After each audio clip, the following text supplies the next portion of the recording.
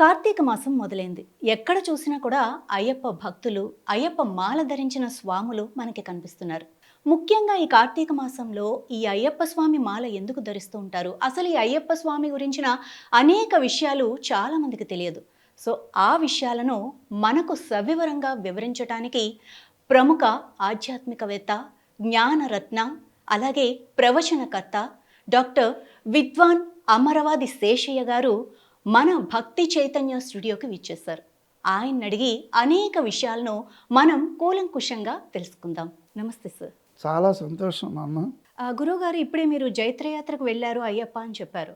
అసలు జైత్రయాత్రకు ఎందుకు వెళ్ళారు? అక్కడ ఎవరిని కలిశారు? ఆ వివరాలన్నీ కూడా మాకు సూక్ష్మంగా చెప్తారా?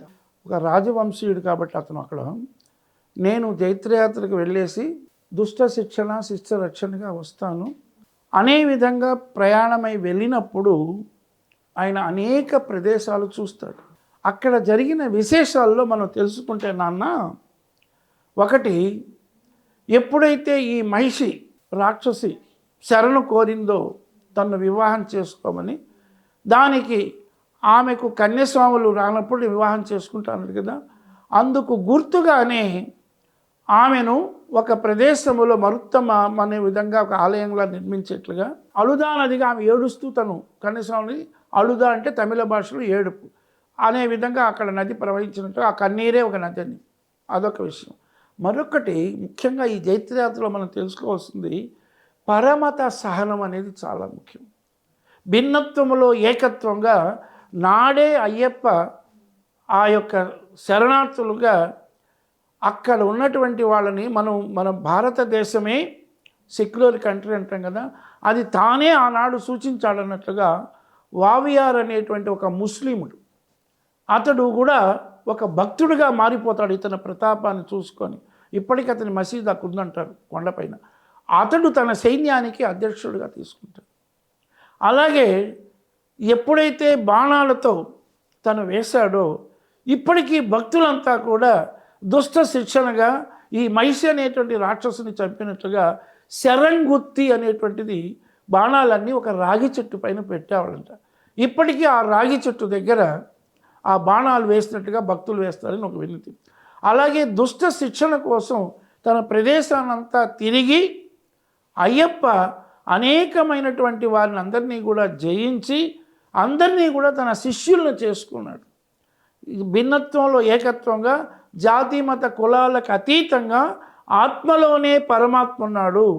పశువుల వన్యలు వేరైనా పాలు ఒక్కటే, పుష్పాలు వేరైనా పూజ ఒక్కటే, నదులు వేరైనా సంద్రం ఒక్కటే, జాతులు వేరైనా మనలో ప్రవహించే రక్తపు రంగు ఒకటే అని నాడే పరమత సహనంగా అయ్యప్ప ఆ వావియార్ అనేటువంటి ఒక ముస్లిం భక్తుడిని తను చేర్చుకున్నాడు.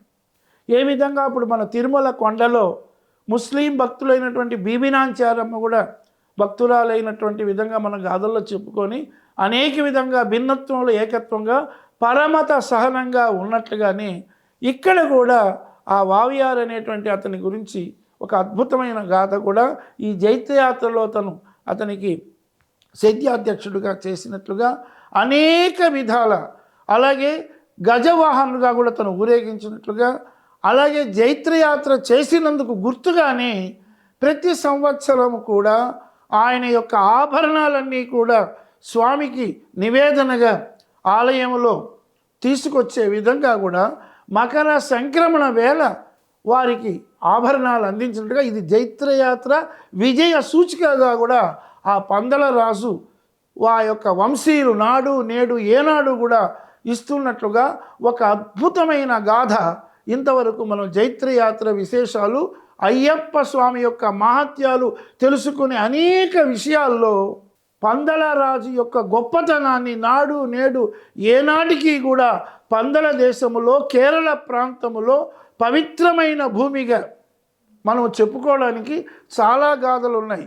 మన హైందవ మత ఉద్ధారకుడు, హైందవ మత ధర్మ సంస్థాపకుడైన ఆది శంకరాచార్యుడు కూడా కేరళ ప్రాంతంలో కాలడిలో జన్మించి తల్లి అయిన ఆర్యాంబకు నచ్చజెప్పి దేశ ఉద్ధరణ కోసం అక్కడ ఉన్న పూర్ణా నదిలో ఒక ముసలి స్వరూపంలో ముసలి తను బంధిస్తే అమ్మ వాక్కిస్తే కానీ పోన్నట్టుగా నీవు ఎప్పుడు పిలిచినా నేను వస్తానని ఆమెకు అంత్యక్రియలు చేయడానికి కూడా అంగీకరించి ఆ ఆదిశంకరుడే అక్కడ ఉన్న వృషభాచల ఈశ్వరుని యొక్క ప్రార్థనగా జన్మించి నాడు 788వ సంవత్సరం నుంచి 832 సంవత్సరాల్లోనే మనకు మొత్తం కాలడి నుంచి కేదారినాథ్ వరకు తిరిగి అతడు 4 ప్రదేశాల్లో, ఎందుకంటే సమయం వచ్చింది కాబట్టి ఆ కేరళ ప్రాంత ప్రభావాన్ని పవిత్రతను గురించి చెప్పుకుంటున్నా. అటువంటి విధంగా ఉత్తరములో జోషిమఠ్, నేడు ఇప్పుడు కూడా శృంగేరి మఠంలో శృంగగిరిగా ఋష్యశృంగుడు తపస్సు చేసినటువంటి ప్రదేశంలో చేసి, దక్షిణములో శృంగేరి, ఉత్తరములో ఆ యొక్క జోషిమఠ్, తూర్పులో పూరి, పడమరలో ద్వారక అన్నట్టుగా స్వామి వెళ్ళడానికి ఇటువంటి పవిత్రమైన భూమి. అలాగే అద్భుతమైనటువంటి జమదగ్ని కుమారుడైన పరశురామ క్షేత్రంగా కూడా ప్రసిద్ధి చెందినటువంటి ఈ యొక్క మలయ ప్రాంతము పంపానది తీరంలోనే హనుమంతుడు సుగ్రీవుడికి మైత్రి కలపడానికి రామలక్ష్మణులు సందర్శించిన అటువంటి పవిత్రమైన పంపా నది కలిగినటువంటి ఈ పుణ్య ప్రదేశంలో భక్తులందరూ కూడా ఆ ప్రాంతంలో ఆ చల్లటి ప్రకృతి గాలికి ఆనందదాయకంగా ఆ పర్వత ప్రాంతంలో పర్వతానికి ప్రాణం ఉన్నట్టుగా అయ్యప్ప వెలవడానికి కారణభూతులైనాయి. ఇవన్నీ కూడా వారి జైత్రయాత్ర విశేషాలుగా సూక్ష్మంగా చెప్పుకోవచ్చమ్మా. స్వామియే శరణమయ్యప్ప. స్వస్తి.